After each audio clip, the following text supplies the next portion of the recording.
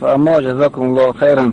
برادر عزیز، انا یک حدیثی که هست پیامبر صلی الله علیه و سلم جوان گفتن که شما پدر مادر داری؟ گفتم بله.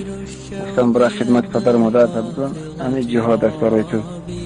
و ایرا علامه اسقلانی ابن حجر اسقلانی در فتح الباری هم میاره که چی هست، یعنی ایرا حمل کرده میشه با جهاد کفایه.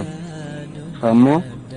و وقتی که جهاد فرض عین شود در تمام کتاب‌های فقه میگه که اجازه پدر و مادر شرط نیست. این یک مسئله. دیگه مسئله هجرت. برای هجرت کردن با تمام مسلمان ها واجب است. بر زن و مرد. جهاد به زن ها واجب نیست، اما هجرت برای زن ها واجب است که به بلاد اسلامی بروند، به ملک‌های اسلامی بروند.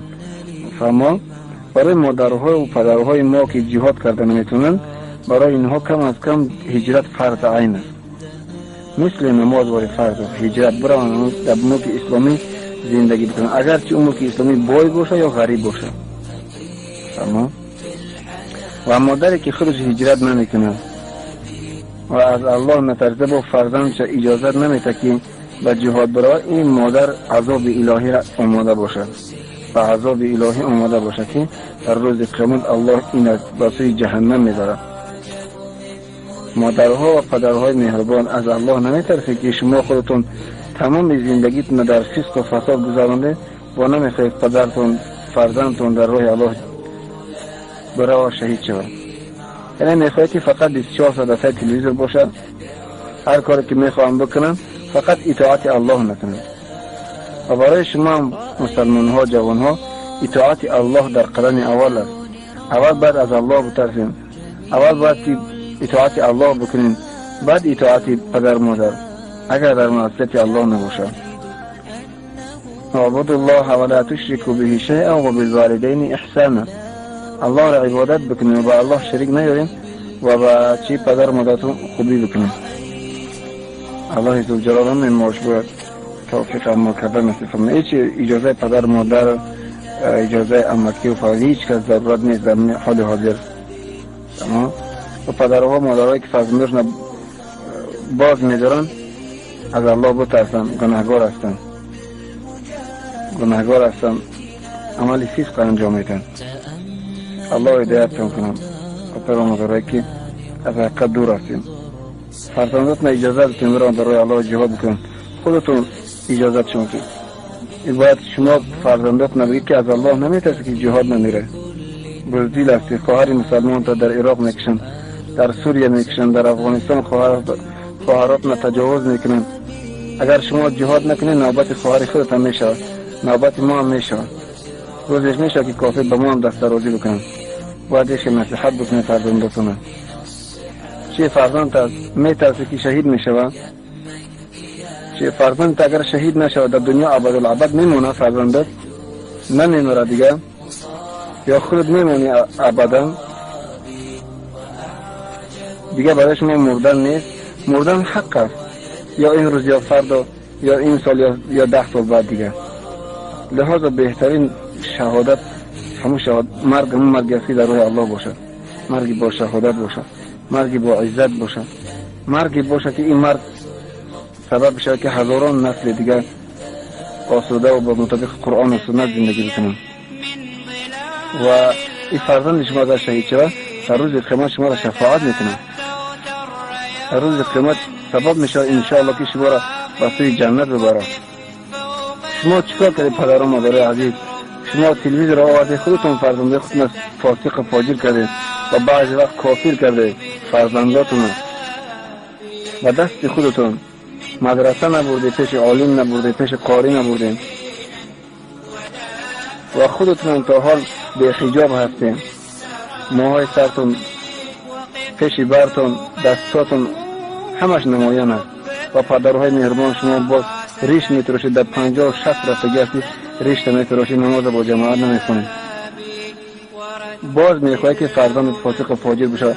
فرزند شما اگر در دانشگاه ها بخونه اجازت است، در هر جایی که بخونه اجازت، اکتیار شود، ارتیست شود، هر چی شود، فاسق و فاجر شود، که گیبه شود، اندیده شود، کافر شود، مرتد شود، اجازت است، هیچ مشکلی ندارین. همین که مجاهد شید دیگر شما خودتون پستون تبدیل میشه. از الله بترسین، روز قیامت فکرش بکنین. شما چگونه مسلمان هستی که به حکم الله راضی نیستید؟ الله امر میکنه که شما جهاد بکنید، شما فرزندتون نمیمونید. تا کی فرزند شما باید زنده باشد؟ یک روز مرگ میاد برای فرزند شما و شما به خودتون میاد.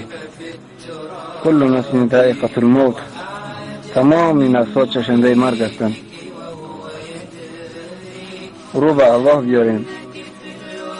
بسیار شما از جاهلی ناامید شگستی که نعوذ بالله الله ما را میبخشه یا نمیبخشه. به خاطر چی؟ به خاطر که به اندازه گناه کرده گستین. هیچ گناهی نیست که دست نزده باشین. کم از کم فرزند تا بمون جهاد برود، شهید بشه در راه الله، انشاءالله که روز قیامت شفاعت بکنه.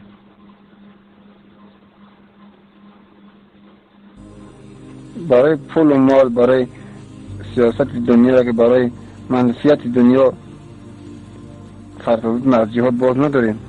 و بعضی کسایی هست که دیگران را از جهاد باز می‌دارند. بچه‌های اکش، بچه‌های دادرش، بچه‌های افا و دیگری خودشان نمی‌رود و خیال میکنه این کار بسیار کار خوب است.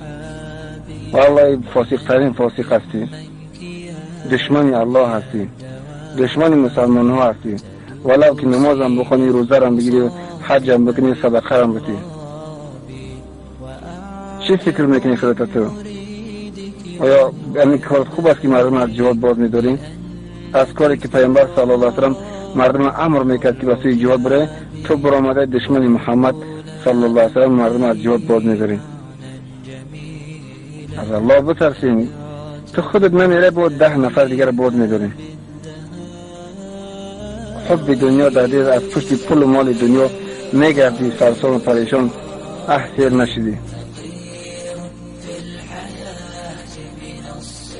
و ایرم یقین داره که کدام روز مرگ بسید تو میاید.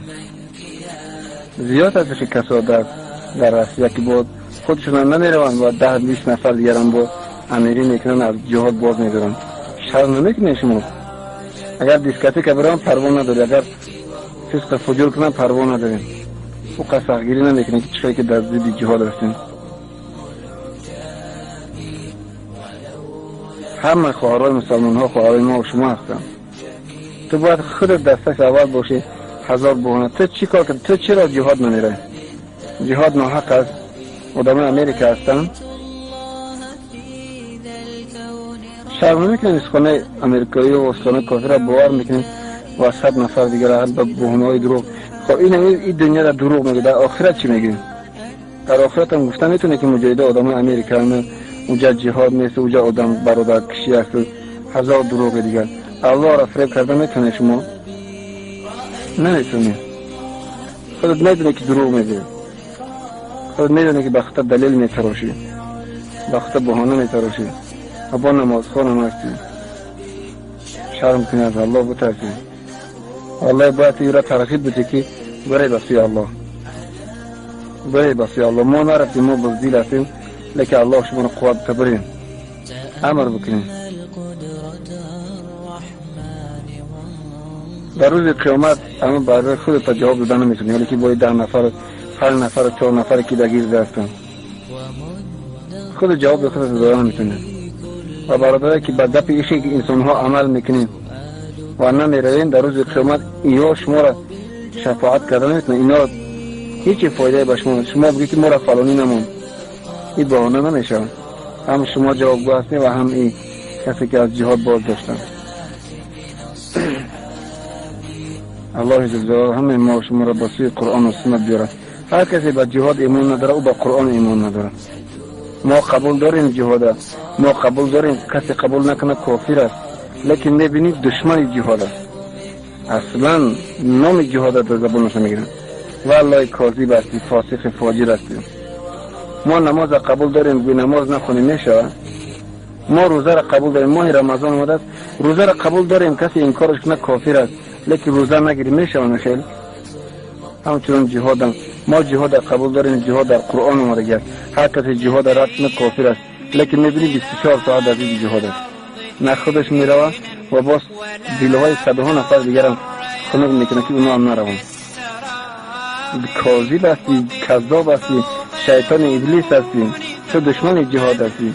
اگر قبول میکردی تو خود میرفتی، یکی مردم میموندی میرفتن، یا یک بار حتی ما دعا میکردی یا کمکشون میکردیم. مثل تبلیغی های گمراه ما جهاد قبول داریم، کسی قبول نداره کافر است. این روز یا شیطانی خر قبول داره که وزید بهش کار میزنیم. واسه همه اکثر شیطان ها همه که هستن میگه ما جهاد قبول داریم، لیکن میبینیم مجاهدین غیبت میکنن. دروغگو هستن بازر عزیز. والله در راه الله با شوق و ذوق ببریم و الا پشیمان دنیا و آخرت میشن. و این را بدانه که بدون جهاد عزت و آبروی مسلمان ها پدر شد. میلیون تبلیغی هست در یک رایون اسلام آوردگی هستن، در درون یک مسجد خودشون نمیتونن. اما نمیتونن اسلام در یک رایون چه در دنیا یک رایون بیاره که یک رایون یک ناحیه است که تبلیغی های گمراه در اوجه اسلام جاری کرده باشن، یک رایون داشته بسته با وجودی که میلیون هستن در دنیا، میلیون تبلیغی پیدا میشه، نمیتونن. والله در نیم ناحیه نمیتونن. تنها چیزی که حکم الله بالا میکنه جهاد است. الله جزای ما و شما توفیق عمل نصیب فرماید. جزاکم الله خیرا و الله ما را در دین خود قرار نگه داره. آمین.